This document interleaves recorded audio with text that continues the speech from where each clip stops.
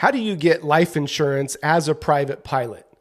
Well, the process is actually quite simple. The trouble is, if you just go online and search for life insurance and go through the process, you're going to get all kinds of quotes, and none of them are going to be accurate, because as soon as they find out you're a pilot, they're going to start charging you all kinds of extra rates. So how do you go about navigating getting coverage that your family needs? Well, when you get life insurance as a pilot, my number one recommendation is use someone who understands pilots and who works with pilots on a daily basis, and who might even be a pilot themselves and also works in the insurance business. But as a pilot, there's really two categories that the insurance company is going to look for when you go to buy life insurance. The first category is going to be the health of the person applying. And the second category is going to be the activities the person participates in. In your case, it's going to be you're a private pilot, or you're a student pilot, or you're a commercial pilot. And those two categories are going to be what they're looking at.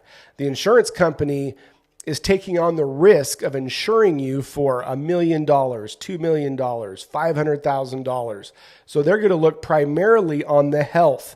Is this person going to die within the time frame we are insuring him?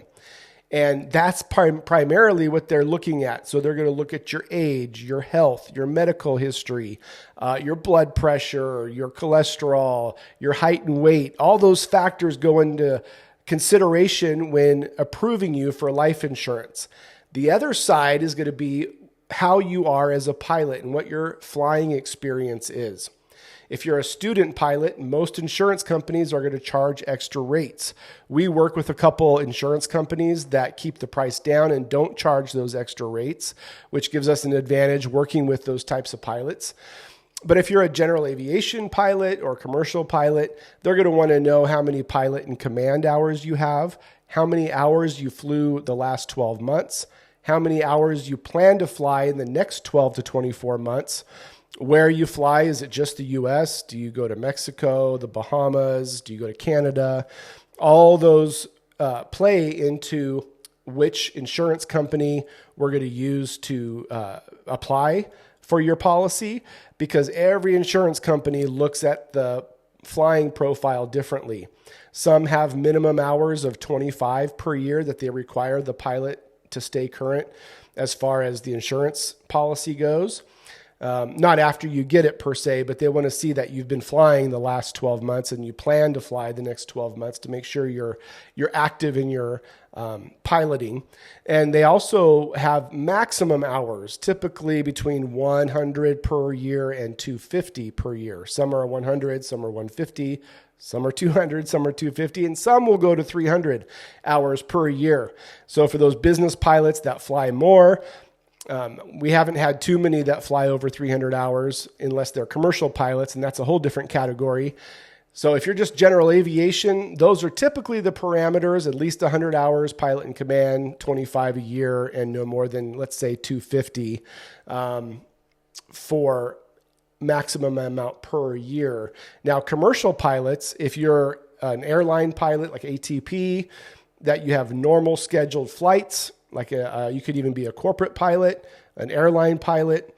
Those typically will allow you to bump up to the preferred rates, the higher, cheaper rates typically. Not all the time. Again, it's based on your health. That really drives everything. And then there's other commercial pilots who fly helicopters for like power line work, fire drops. They do crop dusting, like ag type pilots.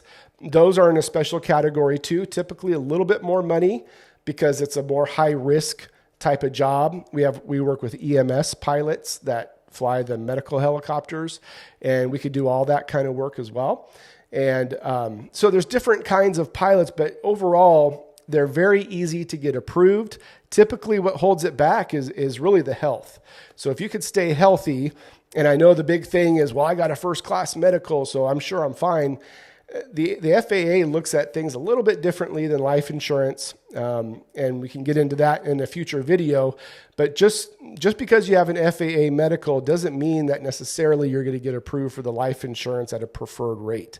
And most of the time we can get you approved. Sometimes we have declines, but Getting life insurance overall as a private pilot is an easy process as long as you're working with someone who knows what they're doing and knows where to place you with the different carriers so you don't get charged extra rates without knowing it. So if you're in the market for life insurance and you want to work with someone who works with pilots and who understands how to get life insurance for pilots, please contact us. I'll put the information, how to reach us, down below in the comment section. If you have any questions, leave us a comment. I'd be glad to get back to you on that.